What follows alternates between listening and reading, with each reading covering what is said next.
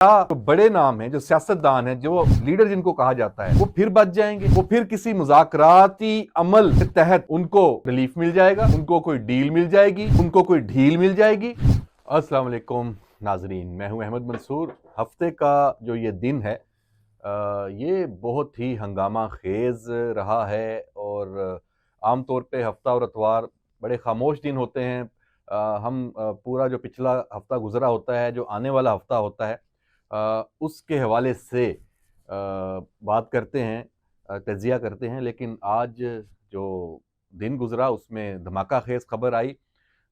फौजी अदालतों से 25 जो मुल्ज़मान हैं 9 मई के, उनको सज़ा सुनाई गई और ISPR ने एक बहुत ही तफसीली एलामिया जारी किया। ना सिर्फ उन मुल्ज़मों की जो तफसील है, अब वो मुजरम है, वो उसमें एलामिये में थी, बल्कि वो तमाम जो मुहर्रकात फ़ौज जिस मौक़िफ़ को लेके चल रही है, और सिर्फ फ़ौज नहीं, पूरे पाकिस्तान से हर जानिब से यही बात है कि जो हमारी दफ़ाई तनसीबात हैं, जो हमारे शोहदा हैं, उन पर इस तरह के हमले जिस तरह 9 मई को किया गया था, वो नाकाबिले माफ़ी हैं, नाकाबिले कबूल हैं। और सुप्रीम कोर्ट से ये जो फौजी अदालतों का मामला कि यहाँ से सिविलियंस का ट्रायल नहीं हो सकता, ये फैसले, ये कार्रवाई रुकी हुई थी। फिर दिसंबर में ही, हाल ही में, गालबन 13 दिसंबर को सुप्रीम कोर्ट के जो 7 रुकनी आईनी बेंच ने इस हवाले से फौजी अदालतों को फैसले सुनाने की इजाज़त दी। गो इस पर जो अमल दरामद और जो मज़ीद इस हवाले से जो हतमी उसको मशरूत किया है, जो सुप्रीम कोर्ट में ये फैसला होगा इस पटिशन का सिविलियंस के ट्रायल्स के हवाले से।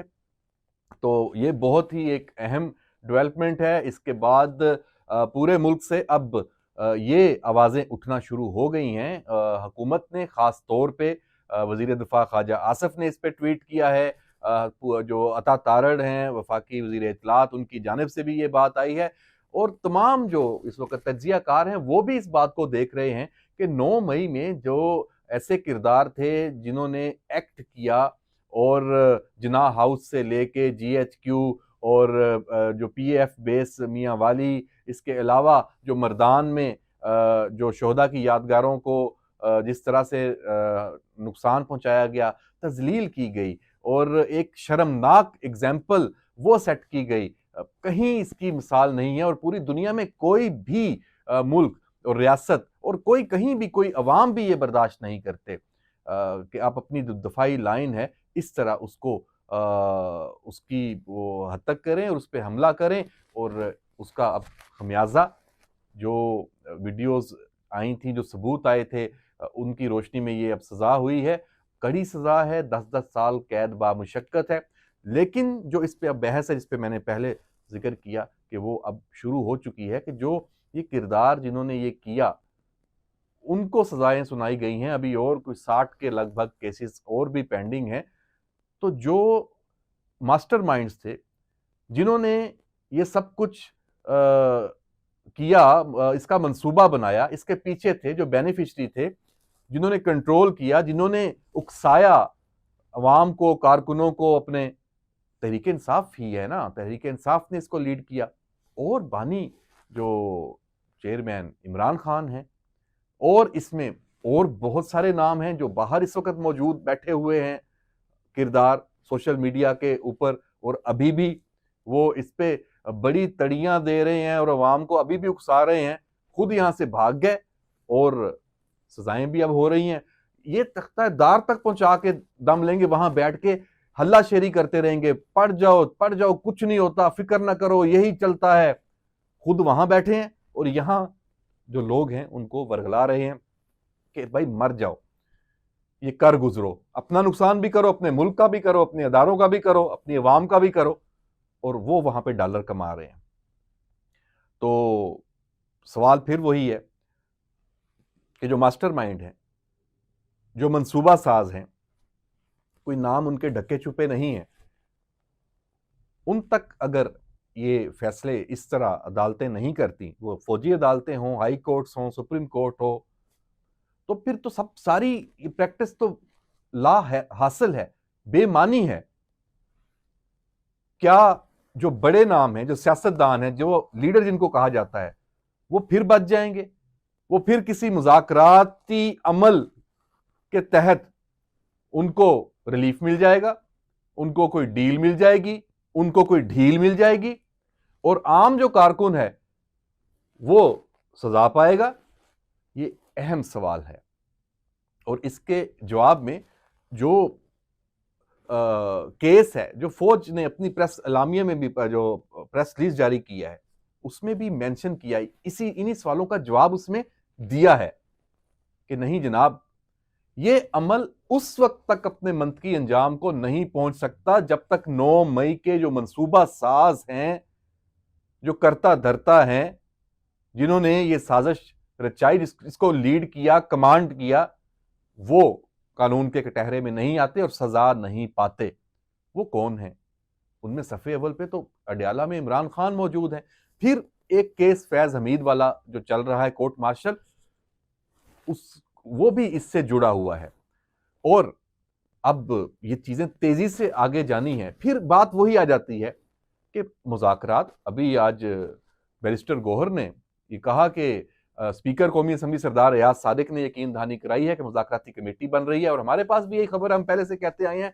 मैं तो कहता आया हूं कि मुज़ाकराती अमल शुरू हो चुका है, इब्तदाई उसकी मुलाकातें हो चुकी हैं, जो इस कमेटी तक यही तय हुआ है कि पार्लियामेंट की कमेटी होगी, उसमें सब होंगे, और एक सियासी कमेटी होगी, उसके जरिए मुज़ाकराती अमल को आगे बढ़ाया जाएगा।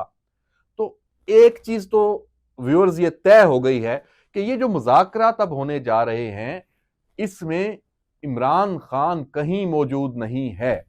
इमरान खान को कोई रिलीफ, इमरान खान को कोई डील, उसके लिए कोई डील इन मुज़ाकरात में नहीं मिलने जा रही। 9 मई के जो मुजरम अब हैं, उनकी जो वीडियोस हैं, इतराफी बयान हैं, वो कह रहे हैं कि हमें ये सब करने के लिए इमरान खान ने उकसाया। उसकी जो तकारीर हैं उस पर ये मामला आगे गया है और हमने ये जुर्म किया है। तो वो गवाही दे रहे हैं कि असल मुजरम, असल जो बंदा है वो इमरान खान है और बड़े नाम है। तो फिर उसके लिए तो इन मुज़ाकरात में कुछ नहीं होने जा रहा।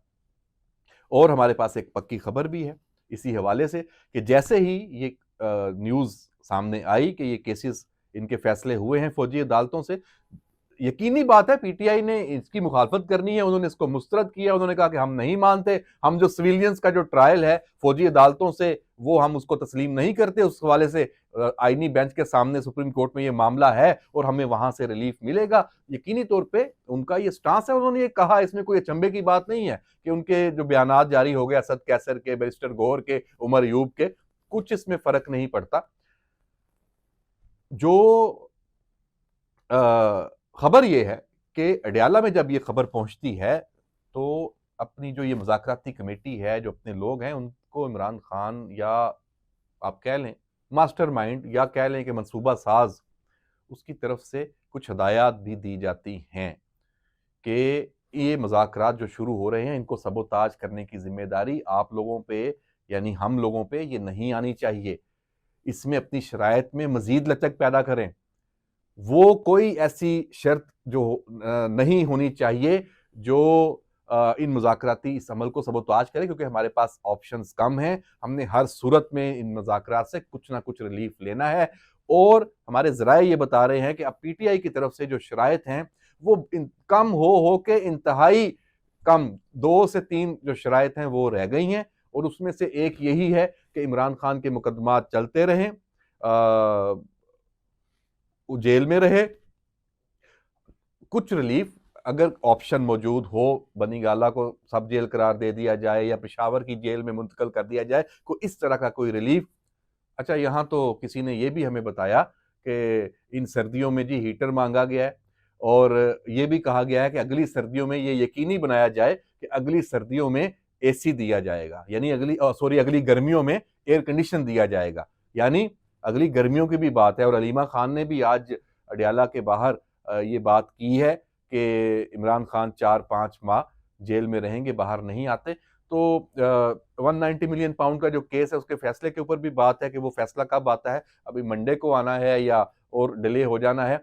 क्योंकि जब इस तरह के मामला चलते हैं तो फिर इस तरह के फैसले उनमें भी ताख़ीर आ जाती है, क्योंकि पीटीआई के तमाम वकला और सबको ये उम्मीद है कि हाई कोर्ट से उनको रिलीफ मिल जाएगा। तो हाई कोर्ट हुकूमत को भी ये समझ है कि हाई कोर्ट में ये रिलीफ मिल जाना है, और ये जिस तरह के मामला चल रहे हैं, देखते हैं कि ये मामला कहाँ जाते हैं आगे। एक जो चीज़ हमने पहले भी मुसलसल डिस्कस करते आए थे मौलाना फजलुर रहमान के हवाले से, वो मामला सेटल हो गया। उनको मिल गया जो वो चाह रहे थे, उनको फेस सेविंग भी मिल गई, और अपना जो उन्होंने एक गुस्से का इजहार था उस पे भी उनको अब समझे कि तसल्ली हो गई कि उनकी इज्जत रख ली गई है। वज़ीर आज़म शहबाज शरीफ के साथ जो मुलाकात थी उसका ये नतीजा सामने आया है, और मौलाना का जो बिल था मदारस वाला, वो जो पास हुआ था पार्लियामेंट से, और जो सदर जरदारी ने जो वापस किया था, वो उसी पे ही दस्तखत हो जाएंगे और ये मामला हो जाएगा। लेकिन मैं आपको यहाँ पे खबर दे दूं कि 100% मौलाना की नहीं मानी गई। इसको इसको वो इतना ज़्यादा दोनों जानिब से कहा नहीं जाएगा। मौलाना को इस्लामाबाद की हद तक ये रिलीफ मिला है। इस्लामाबाद में जितने मदारस हैं, बाकी असल मदारस तो बाकी पूरे मुल्क में है, खैबर पख्तूनख्वा, बलूचिस्तान, पंजाब, केपीके और इवन कश्मीर और गिलगित बल्तिस्तान में भी। तो ये सिर्फ इस्लामाबाद की हदूद का, चूंकि पार्लियामेंट का दायरा कार वहाँ तक है, तो ये वहाँ के लिए है, और उसमें भी ये चीज़ शामिल होगी कि अब मौलाना के जो इसमें जो इत्तेहाद तंजीमात मदारस हैं, वो अपने मदारस हैं, वो वज़ारत तालीम से उनकी रजिस्ट्रेशन भी होगी, और जो बाकी सूबे हैं वो इस हवाले से अलग से कानून साजी करेंगे। तो बहरहाल ये विन विन सिचुएशन है, ये ऐसे ही होना था। मैं भी यही कहता आ रहा था कि इसमें कोई चाय की प्याली में तूफान उठाने की जरूरत नहीं है कि मौलाना एकदम उठ के अडयाला चले जाएंगे और इमरान खान के साथ मिलकर हुकूमत गिराने के लिए कोशिश शुरू कर देंगे। तो ऐसा ही हुआ है, ये मामला भी ठप हो गया है। तो नाजरीन, ये दो इश्यूज पे हमने आज बात की है। मामलात और भी हैं, बल्कि 3 हो गए। एक तो मुज़ाकरात भी इसमें शामिल हैं, और ये फौजी अदालतों वाला केस, और एक ये मौलाना वाला मामला। तो छोटी मोटी चीज़ें और भी सारा दिन रही हैं, लेकिन चूंकि वीलॉग का टाइम ख़त्म हो गया है, कल उन पे भी हम बात करेंगे, और इंशाल्लाह आपसे रब्ता रहेगा। अपना फीडबैक ज़रूर दीजिएगा, और हमारा जो ये यूट्यूब चैनल आपने अगर सब्सक्राइब नहीं किया तो उसको ज़रूर सब्सक्राइब कर लें। इजाज़त दीजिए, अल्लाह हाफ़िज़।